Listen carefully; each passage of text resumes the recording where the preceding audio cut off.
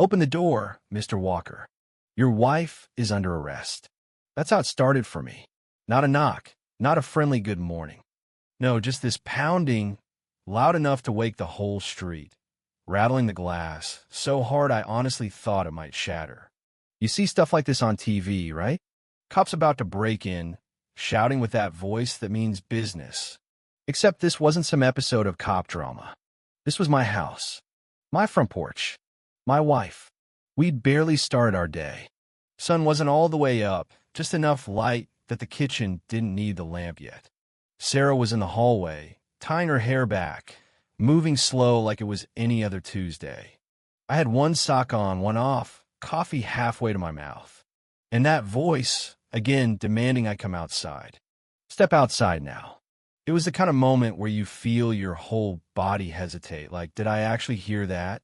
Or is my brain still back in the dream I was having about missing a math test in high school?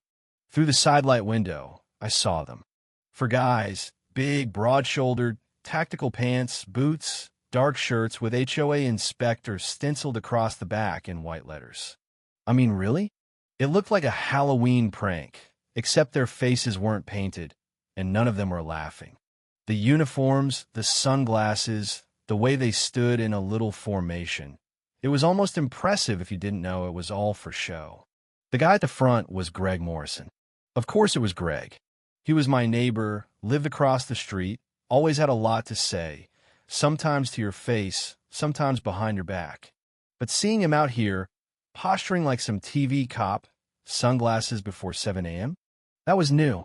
He was loving it, too, with this little smirk he'd practiced in the mirror. I'd bet money on it. Greg leaned into the door, real close, and did his best. I'm in charge voice. We have reports of a security breach. Your wife needs to come with us for questioning. I almost laughed, almost. Questioning by the HOA. I asked just to see what he'd say. He didn't blink. Neighborhood safety isn't a joke, Mr. Walker. Behind him, the other inspectors shifted, uncomfortable, like maybe this was going further than they'd signed up for. Down the street, I could see Mrs. Jenkins peeking through her curtains, already gossip ready. Sarah walked up behind me, calm as you please, in her workout jacket and leggings. No badge, no drama, just that kind of presence she always carried, like nothing could shake her. Do you have a warrant? She asked, polite but sharp as attack. Greg faltered. A what? You could see he hadn't planned for that. Warrant documentation, anything official? The inspectors looked at their shoes. I almost felt bad for them. Almost. Greg tried to toughen up, hand brushing his sidearm, which, by the way, I'm 95% sure was a prop. Sarah didn't flinch. She straightened her shoulders, set her jaw. Daniel, she said without taking her eyes off Greg, why don't you call the sheriff's office? Tell them we've got 4 men impersonating officers on our porch. You ever watch a dog realize it's barking up the wrong tree? That was Greg. His face flickered, anger, embarrassment, maybe fear. You're making a big mistake, he spit out. But his voice was thinner now, just for us. Not the whole street. Somewhere down the block, a camera clicked. Someone taking pictures. I didn't know then just how far this would go. How a fake uniform and a dumb stunt would turn into a war. Not just for my family, but for a whole community. Looking back, it was the moment our quiet little life started coming apart at the seams. You might not believe me, but 2 years before this circus, the idea of men in polyester costumes waking us up was laughable. Back then, Sarah and I were just looking for a little peace. City life had ground us down. I worked long hours as a civil engineer, building stuff I never got to use. Sarah did private security consulting. At least that's what she told people, and nobody really pressed for more. Not even me, not at first. We moved out to Oakwood Heights, a planned community, picket fences, tree-lined streets. The kind of place where people leave their doors unlocked and wave from their porches. The first week for bliss, cookouts, walks after dinner, neighbors who seemed genuinely glad to meet us. That's when we met Greg. In the early days, he was all charm. Helped me fix a pipe, complimented Sarah's landscaping, hosted a barbecue where he introduced us as the model couple. He always seemed to be around, in uniform or just mowing his lawn, and for a while it felt good, safe, maybe a little too safe. His cop car parked out front made everyone feel like trouble was kept at bay. A year in, we wanted a new fence, something sturdy, more private. We did our homework, checked all the boxes, permits, property lines, city code. We were clear. City allowed 8 feet. We went with 6. But when the work started, Greg's smile vanished. Suddenly, he was always in his yard, arms crossed, watching. His wife wouldn't say hi anymore. Then one evening, he showed up at our door in a shirt that looked like a police uniform, but wasn't. "Would you consider lowering the fence to 4 feet? It blocks my kitchen view." I was polite. "We need the privacy, Greg. Sarah worked from home, deals with sensitive stuff." He got this tight smile. "As HOA's safety chair, I think we should prioritize harmony." It was the first time he used his role like a threat. A week later, an envelope showed up. Heavy paper, law firm letterhead. My stomach dropped. Official notice. Our fence violated HOA standards. Fines coming if we didn't comply. $500 a day, starting in 30 days. I took it to Sarah while she was in the backyard. She read it once, shrugged. "They can't do this. We have permits. It's legal." But I had to check. I called the law firm. Receptionist sounded confused. No record, no letter. If someone forged our name, that's a federal offense. That's when I knew this wasn't just a neighborly squabble. It was personal. That night, Sarah was quiet. On the phone a lot, but never said much. "Just work stuff," she told me. Then the neighborhood turned cold. People who used to wave stopped. Friendly notes became nasty, slipped under our door.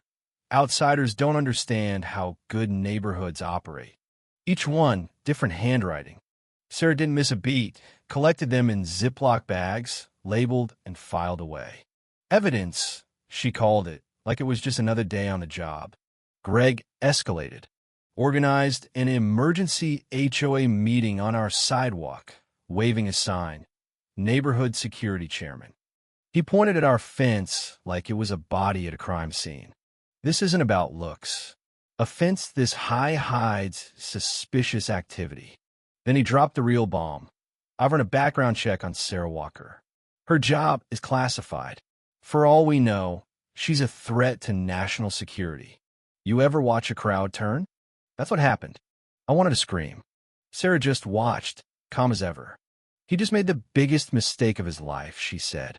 I didn't fully get it then, how calm she was, how prepared.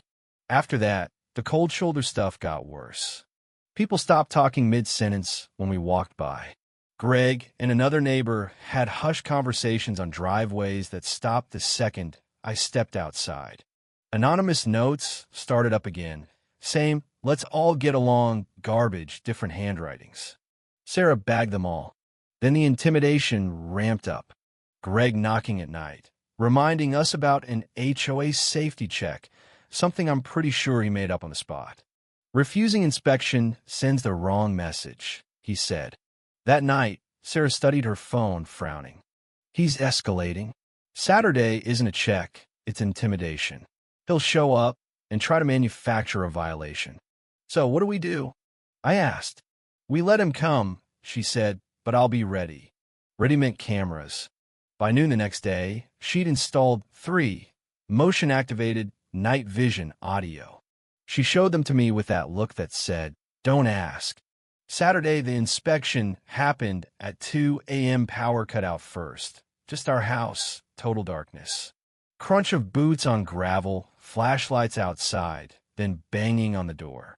For guys in those fake HOA inspector shirts, clipboards, earpieces, the works. And Greg, leading the pack. Sarah was ready. Calm, steady. "Can I help you, gentlemen?" Greg puffed up. "We've had reports of unusual activity. We need to inspect." At 2 a.m., she shot back. "Show me your paperwork." Greg blustered. "I'm a law enforcement officer. This is my jurisdiction." Sarah, not missing a beat, said, "If you cross that threshold, you're trespassing." And you'll leave here in the back of a real police cruiser. The silence was thick. One of his crew murmured something. Greg hesitated, stepped back. "This isn't over," he muttered. They left. Power came back on. Sarah watched through the window until they were gone. That's when she turned to me. "I'm the sheriff of this county," she said, just like that. 15 years in law enforcement. 10 with the sheriff's office, elected last year. She didn't want people to know, wanted us to have a normal life. But tonight, she said, normal is gone. She'd had a recorder running the whole time. Every word Greg said captured. Next morning, she was up early digging into records. "Greg Morrison doesn't exist," she told me. Turns out, his real name was Mitchell. 3 arrests in 2 other states for impersonating cops, harassment, intimidation. Fired from security jobs, fake IDs, the works. This wasn't about the fence. It was about control. About money. Greg was the enforcer for a guy named Hale, a real estate scammer who preyed on military and law enforcement families, pushed them out, bought up their homes, flipped them. Organized, calculated.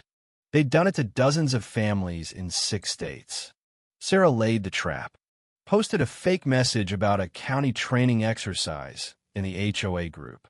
Left a training inventory list on her laptop, right in view. Cameras caught Greg snapping photos, meeting with Hale. Sarah's friend Rodriguez, former FBI, confirmed Hale's scam. All we needed was proof that Greg was working for him. Greg, predictably, called a big public HOA meeting his stage. Neighbors all showed up, expecting drama. Greg started his speech, waving his fake badge, painting Sarah as the villain. That's when Sarah stepped forward, cool as ever, asked him for his badge number. He couldn't give one. Then she projected the county's official roster. No Greg Morrison. Then footage of Greg spying, audio of him plotting. Greg lost it. He pulled his gun. For a split second, the whole world slowed. Sarah moved, quick, precise, calm. Disarmed him in under 3 seconds, had him face down, zip-tied before most of the crowd knew what was happening. Real deputies arrived minutes later, arrested Greg, searched his house, found fake badges, files on neighbors, evidence tying him and Hale to a multi-state scam. You ever feel justice? Not the kind in movies, but the real, shivering, neighbor-clapping kind, where the good guys actually win and everyone watching knows it? That was that day. Greg and Hale went down. The story made the news. The HOA rebuilt. Sarah, even after all that, refused a leadership role. Real leadership is about empowering people, not holding power over them, she said. Life in Oakwood Heights settled. The fence stood. People smiled again. At our first Unity Day, kids crowded around Sarah, wanting to learn self-defense moves. She taught everyone how to spot fake authority, document things, stand up together. But there were still reminders. A van that lingered too long, a postcard in the mail, you stopped one of them. There are more. Sarah never stopped watching, never let her guard down. She changed the neighborhood, and honestly, she changed me. Now, sometimes I catch her looking out the window, just a little too long. I ask, something wrong? She just says, I'll keep an eye on it. Because quiet, she says, isn't always peace. Sometimes it's just the space before the next fight. So, here's my question for you. How far should someone be allowed to go, using a fake badge, fake authority to control a neighborhood? Where's the line between keeping the peace and grabbing power? And what would you do if it was your family, your street, your fence? Let me know what you do, what you think is right, or tell me if you've ever stared down a fake authority and lived to see them get what was coming.